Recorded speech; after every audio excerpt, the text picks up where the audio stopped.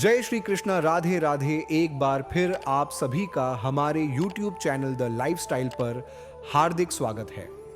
आगे बढ़ने से पहले सच्चे मन से कमेंट बॉक्स में जय श्री कृष्णा जरूर लिखें। आइए श्री कृष्ण के उपदेशपूर्ण और ज्ञानपूर्ण वीडियो की शुरुआत करते हैं।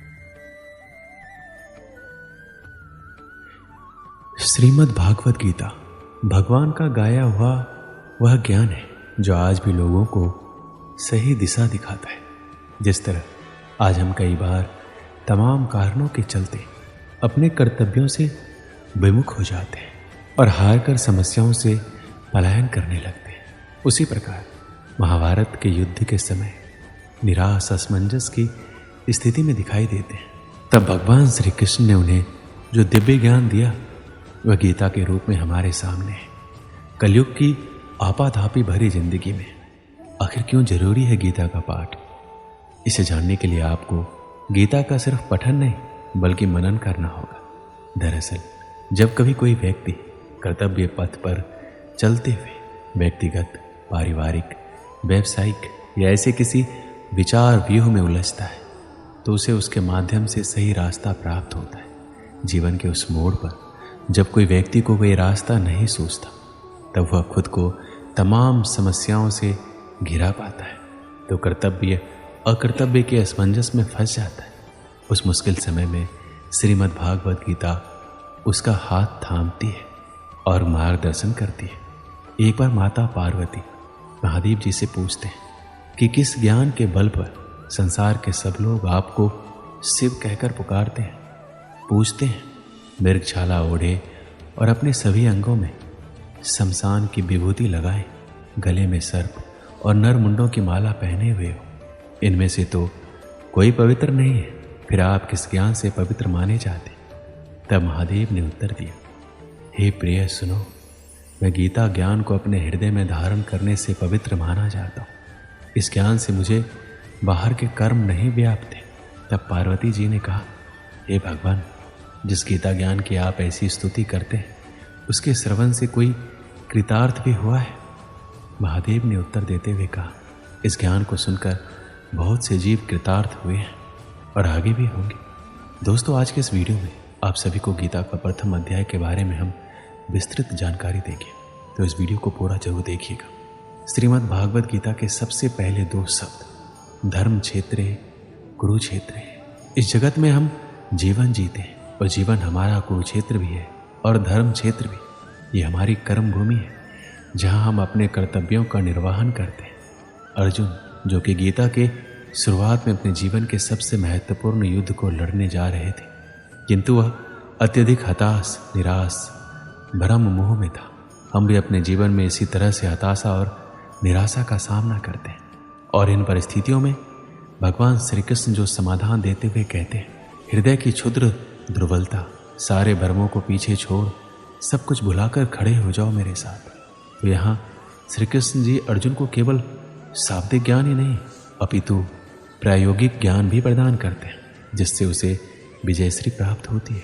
तो यही शुरुआती दो शब्द हमें जीवन के लिए गूढ़ प्रेरणा और दिशा प्रदान कर रहे हैं।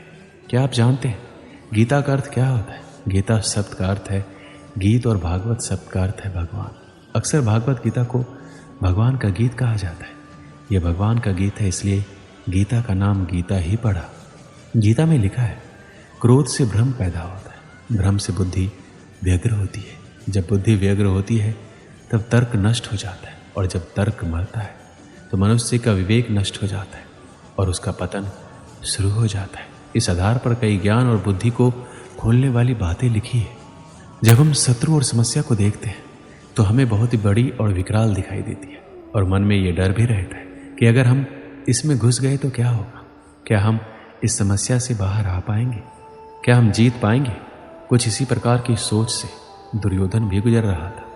दुर्योधन गुरु द्रोणाचार्य से कहता है कि बड़े बड़े धनुष वाले तथा युद्ध में भीम और अर्जुन के सामने सूरवीर तथा महारथी राजा द्रुपद, चिकितान तथा बलवान काशीराज, पुरुजित, सुभद्रा पुत्र अभिमन्यु एवं द्रौपदी के पांचों पुत्र, ये सभी के सभी महारथी हैं।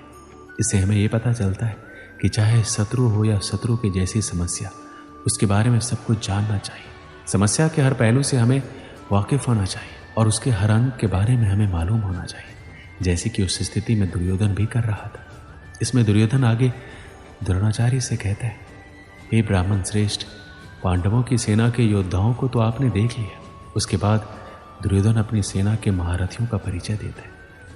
समस्या के बारे में सब कुछ जान लेने के बाद अपने पक्ष में सोचने की बारी आती है। दोस्तों, हमें यह भी जानना होता है कि हमारे पक्ष में कौन कौन से मजबूत बिंदु हैं जिससे हम उस समस्या पर विजय प्राप्त कर सकते हैं।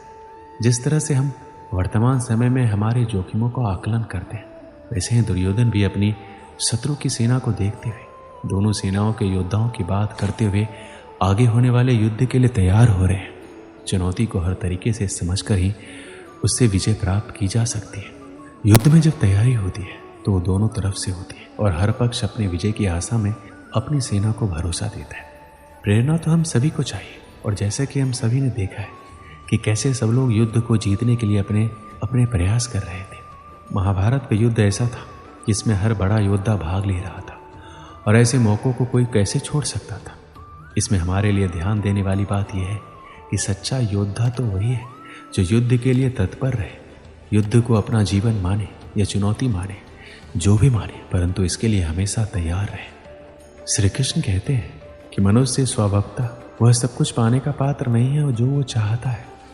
हम सब चाहते हैं कि हम स्वतः ही किसी चीज़ के हकदार हैं, तब हम उसे पाने के लिए दूसरों के आगे पीछे चलना शुरू कर देते हैं। जब भी हम दुर्योधन के बारे में सोचते हैं तो वह एक ईर्ष्यालु और व्यक्ति के रूप में सामने आता है, लेकिन क्या आपने कभी ये सोचा है कि हम सभी में कहीं ना कहीं दुर्योधन भी है? हम ईर्ष्यालु हो सकते हैं और हम वही चाहते हैं जो दूसरों के पास है। कार्य के पीछे का इरादा ही मायने रखता है। जो लोग केवल कर्म के फल की इच्छा से प्रेरित होते हैं वो दुखी होते हैं, क्योंकि वो जो करते हैं उसके परिणाम के बारे में लगातार चिंतित रहते हैं। इस दुनिया में ज़्यादातर लोग अपने अहंकार के कारण बर्बाद हो जाते हैं। वो विश्वास या भरोसे से ज़्यादा अपने ईगो को महत्व देते हैं। आदमी का अहम और वहम दोनों उसे सफलता की सीढ़ियाँ चढ़ने नहीं देता, क्योंकि एक अहंकार या आदमी की दुनिया उसी से शुरू होती है और उसी पर खत्म हो जाती है। हर व्यक्ति के अंदर किसी न किसी तरह का घमंड होता है। ये मनुष्य का एक स्वभाव है। जब हम खुद को जमीन से जुड़ा हुआ पाते हैं तो हमारे नीचे गिरने का सवाल ही पैदा नहीं होता, लेकिन जब सफल होने पर हम खुद को आसमान में ले जाते हैं, अपने दिमाग को चढ़ाने लगते हैं, तब हमें आसमान से नीचे गिरने में देर नहीं लगती। अहंकार को अपने दिमाग में घर ना करने दें, नहीं तो आपने जितनी जल्दी सफलता की सीढ़ियाँ चढ़ी है, आपको वहाँ से नीचे उतरने में देर नहीं लगेगी। एक समय की बात है, रामनगर गांव में एक बूढ़ा आदमी अपने पुत्र के साथ रहता था। बीमार होने के कारण बूढ़े आदमी ने अपनी बहुत सी संपत्ति अपने पुत्र के नाम कर दी। उसने अपनी वसीयत में लिखा कि उसकी सारी संपत्ति उसके मरने के बाद उसके पुत्र की हो जाएगी, और वसीयत के कुछ दिन बाद ही उसकी मृत्यु हो गई। संपत्ति इतनी थी, उसका पुत्र और आगे आने वाली 7 पुश्तें बिना कोई काम धंधा किए आराम से खा पी सकते थे। मगर उसका पुत्र अभी भी संतुष्ट नहीं था। वह अधिक से अधिक धन कमाना चाहता था, इसलिए उसने अपने सभी अचल संपत्ति बेच दी और भिन्न भिन्न वस्तुओं की खरीद कर उसका व्यापार करना आरंभ कर दिया। भाग्यवश वह बहुत कम समय में अत्यधिक सफल हुआ तथा शीघ्र ही पहले से अधिक धनवान हो गया। उसने इतना अधिक धन इकट्ठा कर लिया कि दूसरे व्यापारी उससे ईर्ष्या करने लगे। कभी कभी दूसरे व्यापारी या उसके मित्र उससे सफलता का रहस्य पूछते तो वो कहता, मैं इसलिए उन्नति कर रहा हूँ कि मैं अपने धंधे को समझता हूँ और कठोर परिश्रम करता हूँ, और मैं अपने ग्राहकों को भी खुश रखना जानता हूँ। चूंकि उसने सचमुच व्यापार में तरक्की की थी, इसलिए उसके मित्र और अन्य व्यापारी उसकी सीखीबाजी को सच मानते थे। अपनी इस कामयाबी के कारण उसमें बड़ा ही अहंकार आ गया था, मगर उसे फिर भी अपने धन से संतुष्टि नहीं थी। वह अभी भी बहुत सा धन कमाना चाहता था। उसने व्यापार में अपने हाथ पैर फैलाने आरंभ कर दिए। आरंभ में तो उसे व्यापार में लाभ हुआ, मगर उसका अहंकार इतना बढ़ गया था कि भाग्य की देवी उससे अप्रसन्न हो गई। उसे व्यापार में घाटा होने लगा। पहली घटना तब हुई जबकि माल से भरा हुआ उसका समुद्री जहाज डाकुओं ने लूट लिया। दूसरी घटना में माल से लदा जहाज अरब सागर में डूब गया। उसके भाग्य में कुछ न कुछ अपशगुन उत्पन्न हो गया था। तीसरी घटना ने उसे बिल्कुल ही उखाड़ फेंका। वह दर दर का भिखारी बन गया। उसका सारा व्यापार चौपट हो गया। उसकी यह दुर्दशा देखकर उसके मित्रों ने पूछा, भाई तुम्हारी ये दुर्दशा आखिर कैसे हुई? इस पर उसने अपने भाग्य को कोसा और कहा, क्या बताऊं, किस्मत ने साथ नहीं दिया। भाग्य की देवी ये बात सुनकर अप्रसन्न हो गई। वह साक्षात उसके सामने प्रकट होकर बोली, तुम सचमुच बहुत अकृतज्ञ हो। जब तक तुम सफलता की सीढ़ियां चढ़ते रहे तब तक तुम उसका सारा श्रेय खुद लेते रहे, मगर जैसे ही हालात खराब हुए तुमने भाग्य को धिक्कारना आरंभ कर दिया। याद रखो, मनुष्य की अहंकार ही उसे ले डूबता है। इस कहानी से हमें क्या सीख मिलती? अहंकार से व्यक्ति का सर्वनाश हो जाता है और हमें कभी अहंकार नहीं करना चाहिए। अपने विचारों पर ध्यान दो, क्योंकि वह तुम्हारे शब्द बनेंगे। अपने शब्दों पर ध्यान दो, क्योंकि वह तुम्हारे कर्म बनेंगे। अपने कर्मों पर ध्यान दो, क्योंकि वह तुम स्वयं बनोगे। गलती उसी से होती है जो मेहनत से काम करता है। निकम्मों की जिंदगी तो दूसरों की बुराई खोजने में खत्म हो जाती है। इज्जत इंसान की नहीं होती है, जरूरत की होती है। जरूरत खत्म तो इज्जत खत्म। बोलना सीखिए, वरना जिंदगी भर सुनना पड़ेगा। उड़ने में बुराई नहीं है, आप भी उड़ें, लेकिन उतना ही जहां से जमीन साफ दिखाई देती हो। सिर्फ वो लोग आपकी परवाह करते हैं जो आपको तब भी सुन सकते हैं जब आप चुप होते हैं। चिंता उतना ही करिए जितने में काम हो जाए, उतना नहीं कि जिंदगी ही तमाम हो जाए। आप अपने शब्दों को चाहे जितनी भी समझदारी से बोलिए, लेकिन सुनने वाला अपनी योग्यता और अपने मन के विचारों के अनुसार उसका मतलब निकालता है। यकीन करो, जो तुम्हें भूल चुका है वो भी याद करेगा। बस उसके मतलब के दिन आने दो। कहानी जिंदगी की यही है कि इसमें मनचाहा किरदार नहीं मिलता। जिंदगी तो अपने दम पर ही जी जाती है। दूसरों के कंधों पे तो सिर्फ जनाजे उठाए जाते हैं। आपकी मुस्कान, आपके चेहरे पे भगवान के हस्ताक्षर है। उसे अपने आंसुओं से धुल लें या क्रोध से मिटने ना दें। कोई भी व्यक्ति हमारा मित्र या शत्रु बनकर संसार में नहीं आता। हमारा व्यवहार और शब्द ही लोगों को मित्र और शत्रु बनाता है। जो व्यक्ति हर वक्त दुख का रोना रोता है, उसके द्वार पर खड़ा सुख बाहर से ही लौट जाता है। जिसके पास उम्मीद और आस है, वो जिंदगी के हर इम्तिहान में पास है। हर कोई अपना नहीं होता और यही सच है। कितने अजीब है ये जमाने के लोग। खिलौना छोड़कर जज्बातों से खेलते हैं। महान दिमाग विचारों की चर्चा करता है, औसत दिमाग घटनाओं की चर्चा करता है और छोटा दिमाग लोगों की चर्चा करता है। अहंकार ना पालिए जनाब, वक्त के समंदर में कई सिकंदर डूब गए। इन 5 जगहों पर हमेशा चुप रहना सीखिए। पहला, जहां आपके शब्दों की कोई कीमत नहीं। दूसरा, जहां बोलने के बाद आपको पश्चाताप ना करना पड़े। तीसरा, अगर आपके बोलने से किसी का दिल दुखता हो। चौथा, अगर आप गुस्से में हो, क्योंकि इंसान गुस्से में बिना कुछ सोचे समझे कुछ भी बोल देता है। और पांचवा, जहां आपको समझदारी से कोई सुनने वाला ना हो। किसी का कष्ट देखकर अगर तुम्हें भी कष्ट होता है तो समझ लेना तुम्हारी आत्मा में परमात्मा विराजमान है। सिर्फ सुकून ढूंढिए, जरूरतें कभी भी पूरी नहीं होती। जिंदगी में सारा झगड़ा ख्वाहिशों का है। ना तो किसी को गम चाहिए, ना किसी को कम चाहिए। जिसके इरादे हमेशा साफ होते हैं, कई बार लोग उसी के खिलाफ होते हैं। जो तुमसे तंग आ जाए उसे छोड़ दो, क्योंकि बोझ बन जाने से याद बनना बेहतर है। झूठ की खरीदारी ज्यादा दिन तक नहीं टिकती। सच एक ही सही अंत तक साथ देता है। किसी इंसान के आज को देखकर उसके भविष्य का मजाक मत उड़ाओ, क्योंकि समय में इतनी शक्ति है कि वो कोयले को भी धीरे धीरे हीरे में बदल देता है। समय जब फैसला करता है तो गवाहों की जरूरत नहीं पड़ती। इंसान का काम तमाम करने वाला शब्द है। कल करूँगा, ना तो अधिक बोलना अच्छा है, ना ही जरूरत से ज़्यादा चुप रहना। जैसे बहुत अधिक वर्षा होना भी अच्छी बात नहीं है और बहुत अधिक धूप भी अच्छी नहीं होती। विचार कीजिए, हमारा जन्म हमारी मर्जी से नहीं होता, ना हमारा मरण हमारी मर्जी से होता है। इस जन्म मरण के बीच में होने वाली सारी व्यवस्था हमारी मर्जी से कैसे हो सकती है। जिंदगी में हर मौके का फायदा उठाओ, पर किसी के मजबूरी का नहीं। अगर जिंदगी मौका देती है तो धोखा भी देती है। जिंदगी की सबसे अच्छी दवा है जिम्मेदारी। एक बार पी लीजिए साहब, जिंदगी भर थकने नहीं देगी। जीवन में प्रयास सदैव कीजिए। लक्ष्य मिले या अनुभव, दोनों ही अमूल्य है। जिंदगी में तकलीफें तो हवा के झोंकों सी होती है, जो आती है और चली जाती है, पर ये जब जब आती है तो सभी के नकाब उतार कर जाती है। जो आपने सोचा है जरूरी नहीं कि वो मिल जाए। मगर जो भगवान ने सोचा है वो आपको जरूर मिलेगा। इंसान कर्म करने में अपनी मनमानी कर सकता है, मगर फल भोगने में अपना वो होता है जिसके साथ बातें खुलकर की जा सके, ना कि संभल कर मनुष्य अहंकार और गलतफहमी के कारण महत्वपूर्ण चीज़ों से दूर रहता है। गलतफहमियां सच नहीं बताती और अहंकार सत्य को देखने नहीं देता। अगर आपके साथ जिंदगी खेल रही है तो आप निश्चित ही एक बेहतरीन खिलाड़ी होंगे। जिंदगी का काम है ठोकर मारना, बिखरना है या निखरना है ये तो आप पर निर्भर करता है।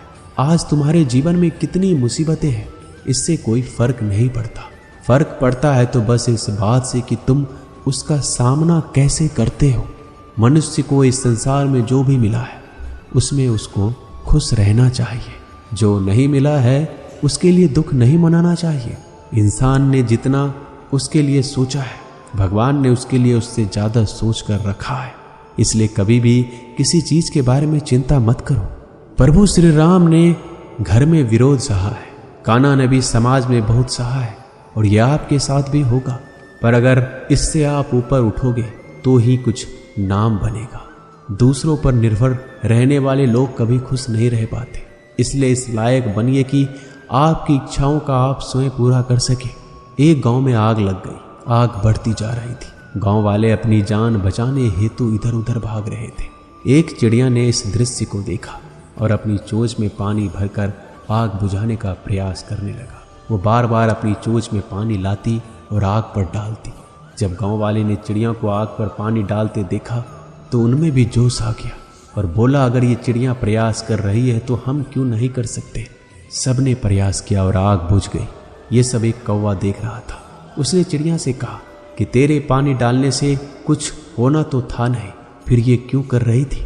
चिड़िया ने कहा, मेरे पानी डालने से कुछ हुआ या नहीं हुआ, लेकिन मुझे गर्व है कि जब इस आग की बात होगी तो मेरी गिनती आग बुझाने वालों में होगी, तेरी तरह तमाशा देखने वालों में नहीं। एक बार एक किसान अपने खेत में काम कर रहा था। खेत में काम करते करते किसान की घड़ी खो गई। कुछ साल पहले ये घड़ी किसान को उसके पिताजी ने दी थी, इसलिए वो घड़ी उस किसान के लिए बहुत कीमती थी। अब किसान सब काम छोड़कर घड़ी ढूंढने लगा, लेकिन बहुत देर होने के बाद भी वो घड़ी नहीं मिली। तभी किसान ने पास में खेल रहे बच्चों को बुलाया और उनसे कहा, बच्चों, इस खेत में मेरी घड़ी गुम गई है। मैं बहुत देर से घड़ी ढूंढ रहा हूँ। तुम में से जो मेरी घड़ी ढूंढने में मदद करेगा मैं उसे एक इनाम दूंगा। इनाम के उत्साह में सब बच्चे उस घड़ी को ढूंढने में लग गए, लेकिन इतने बड़े खेत में छोटी सी घड़ी ढूंढना बहुत ही मुश्किल काम था। कुछ घंटों बाद सब बच्चे जाने लगे। किसान ने भी अपनी उम्मीद छोड़ दी। वो भी घर जाने की तैयारी कर रहा था। आखिर में एक बच्चा किसान के पास आया और बड़े शान से कहा कि सब बच्चे चले गए, बस मुझे थोड़ी देर और घड़ी ढूंढने दीजिए। किसान ने कहा, ठीक है, मैं कुछ देर बाद आता हूँ, तुम देखो जब तक घड़ी मिलती है या नहीं। किसान जब 20 मिनट बाद आया तब बच्चे के हाथ में घड़ी थी। किसान आश्चर्यचकित हो गया और बच्चे से पूछा, कितना जल्दी तुमको घड़ी कैसे मिल गई। बच्चे ने कहा, सब जा चुके थे। अब इतनी शांति थी कि मैं धीरे धीरे पूरे खेत में घूमकर आवाज़ सुनने लगा। जैसे ही शांति में मुझे आवाज़ सुनाई दी वैसे मुझे पता लग गया कि घड़ी कहाँ पर है। दोस्तों, ये कहानी शांत दिमाग का बहुत ही बढ़िया उदाहरण है। जब हमारा दिमाग शांत होता है हर बड़ी चिंता खत्म हो जाती है और आसपास का शोर भी खत्म हो जाता है, तो हमारा दिमाग अपने आप काम करता है और हमें सही दिशा दिखाता है। जय श्री कृष्णा, राधे राधे। दोस्तों, आज के लिए बस इतना ही। मिलते हैं एक ऐसे ही उपदेशपूर्ण वीडियो के साथ। आपको यह ज्ञानपूर्ण वीडियो अच्छा लगा हो तो हमारे चैनल द लाइफस्टाइल को सब्सक्राइब करें और वीडियो को ज़्यादा से ज़्यादा लाइक करें, शेयर करें। जय श्री कृष्णा, राधे राधे, धन्यवाद।